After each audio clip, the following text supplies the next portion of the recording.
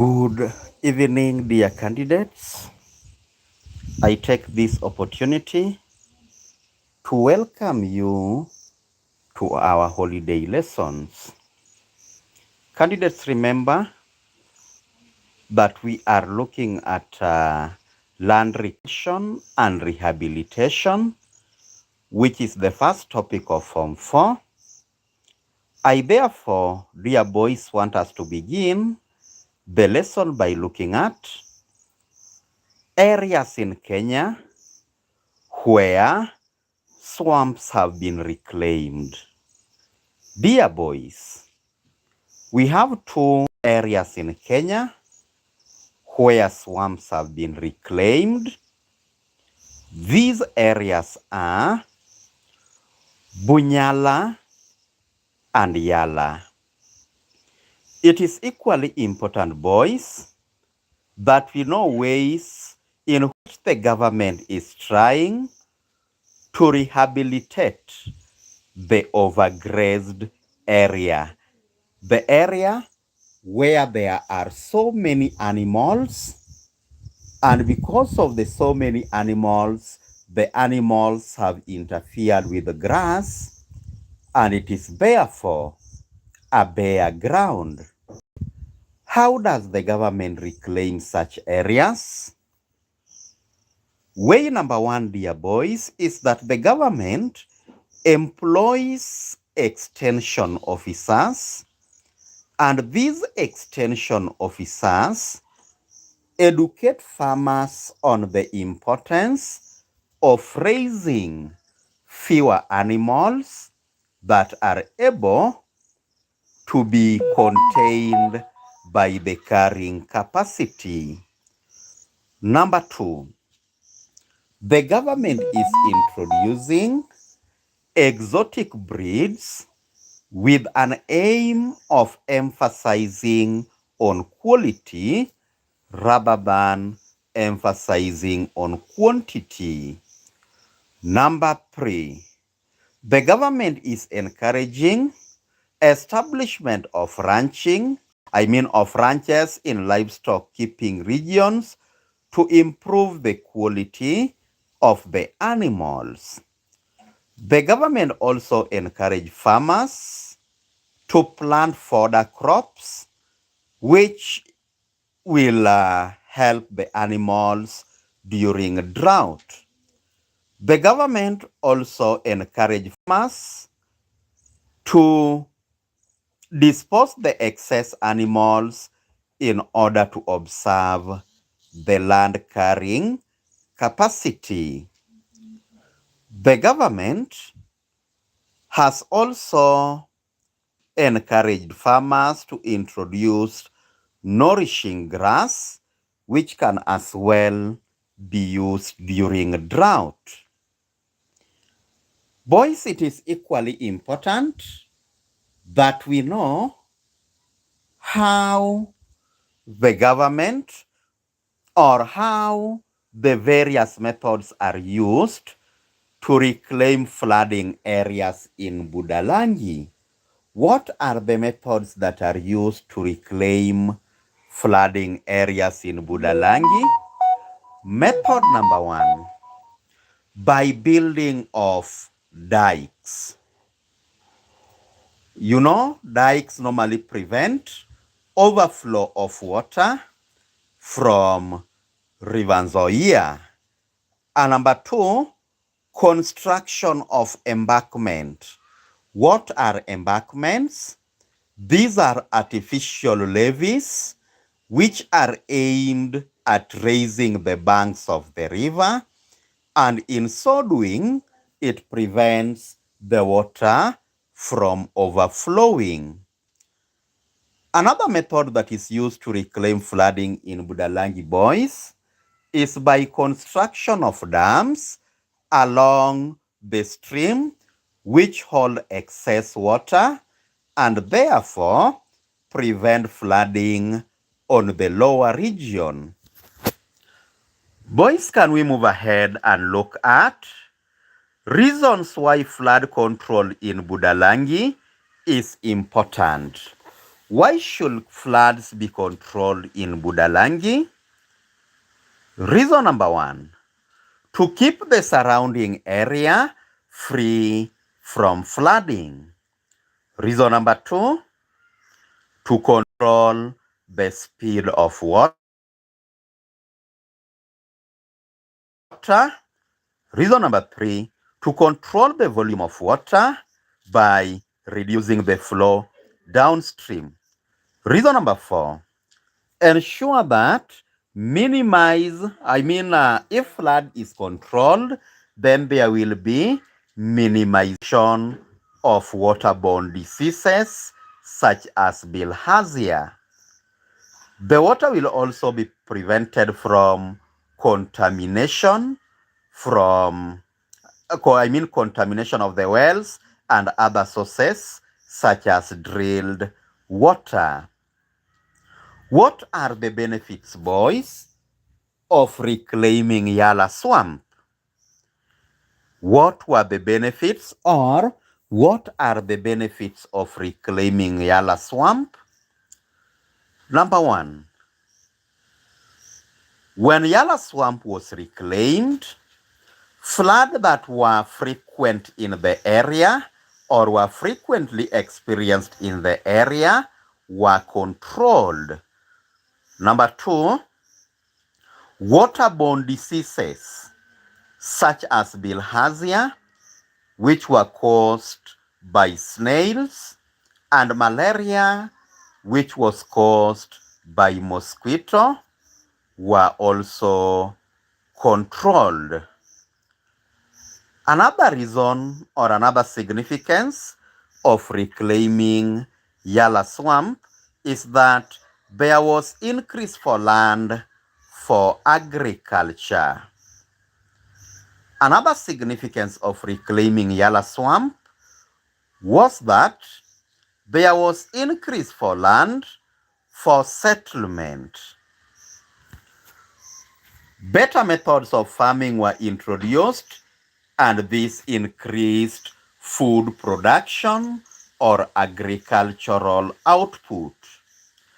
There was also an increase in employment opportunities in areas where farmers were conducting agriculture.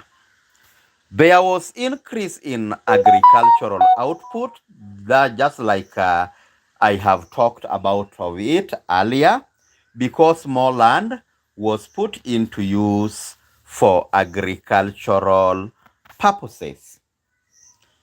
Dear boys, it is equally important under land reclamation and rehabilitation that conditions that have favored irrigation in Kenya.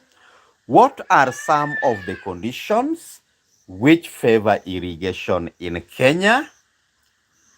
Condition number one, gently sloping landscape which allows water to flow by gravity. Condition number two, availability of black cotton soil which retained water needed by various crops.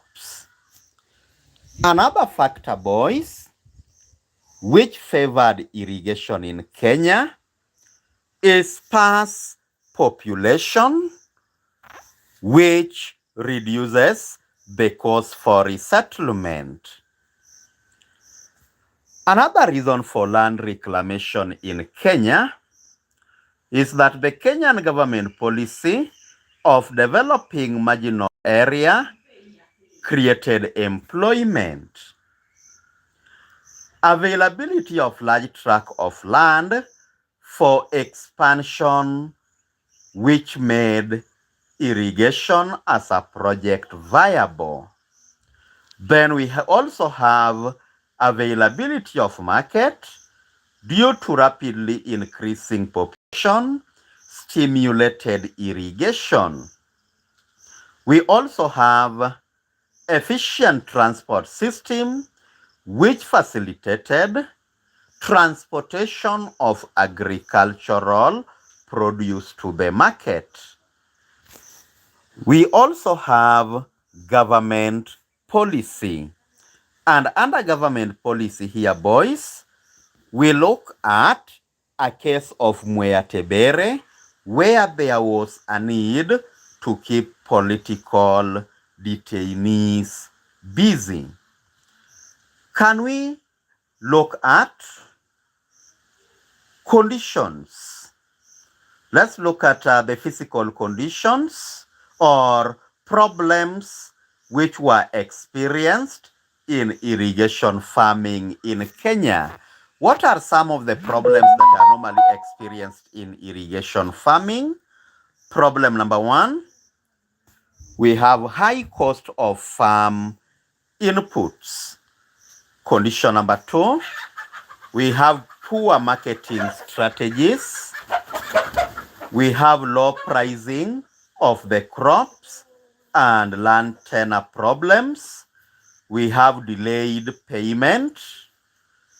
We have mismanagement of cooperatives. We have inadequate capital. We have high rate of evaporation.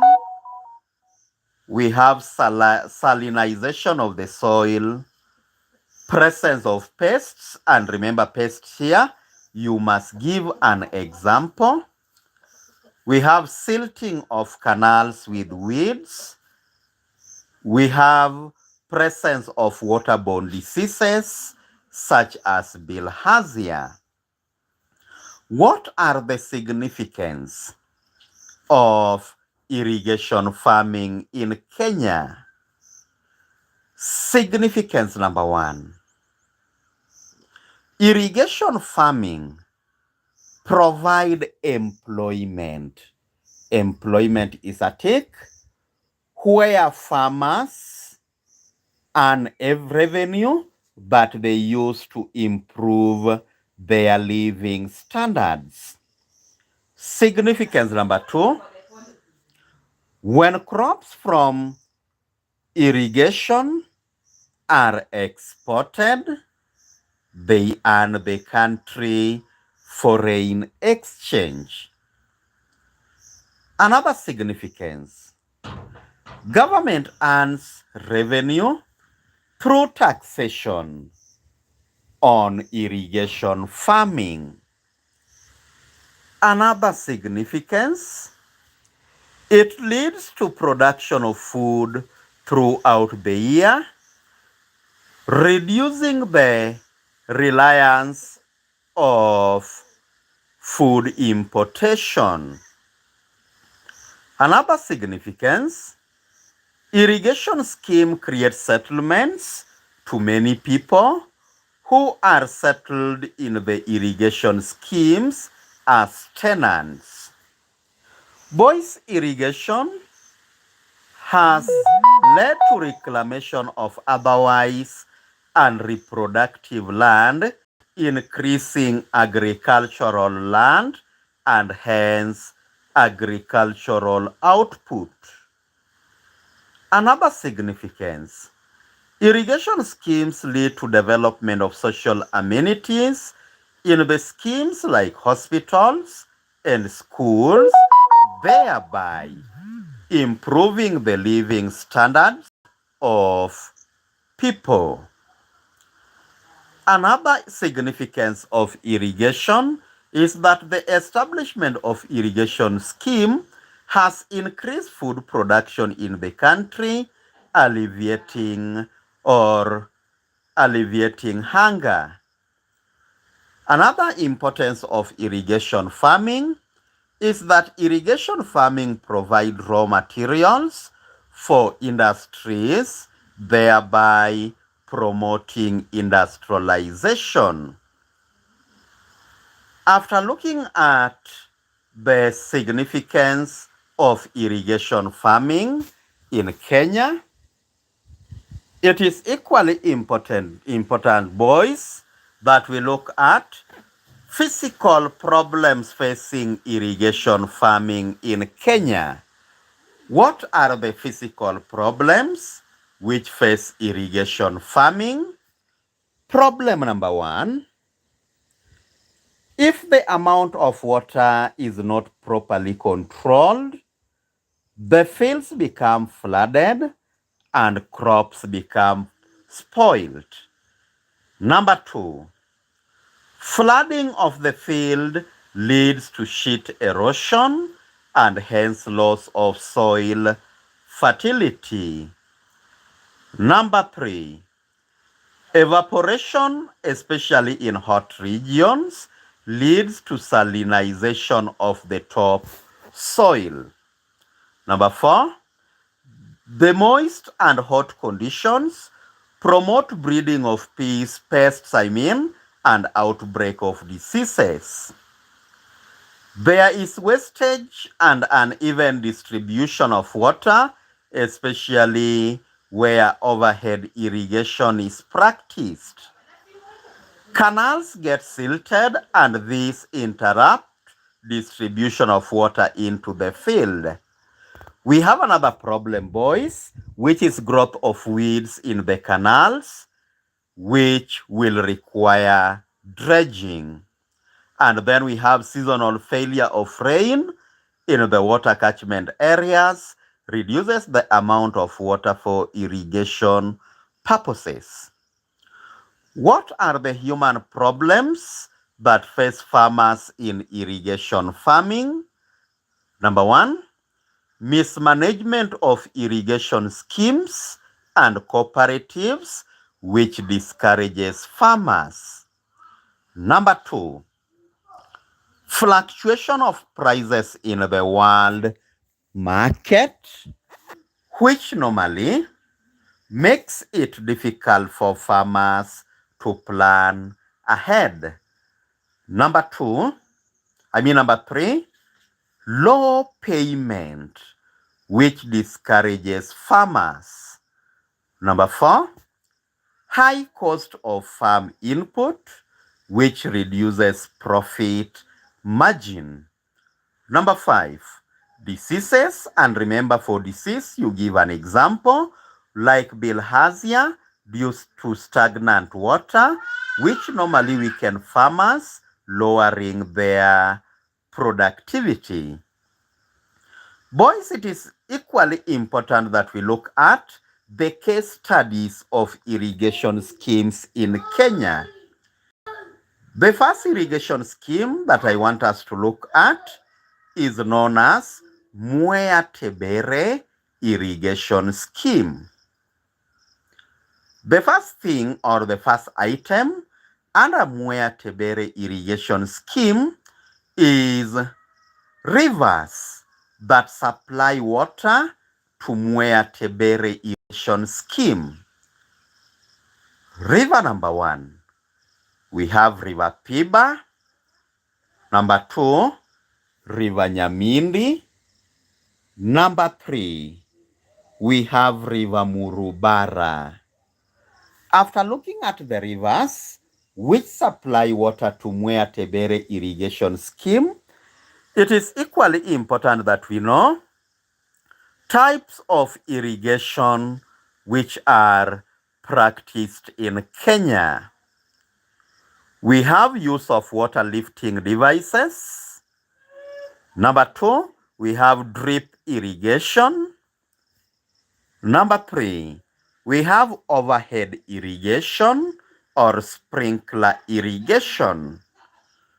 Number four, we have furrow or canal irrigation. Number five, we have flood or basin irrigation. And then lastly, we have trickle irrigation. Boys, this brings us to the end of our lesson today. Let us meet again tomorrow to continue with this topic, land reclamation. May all of you have a good evening.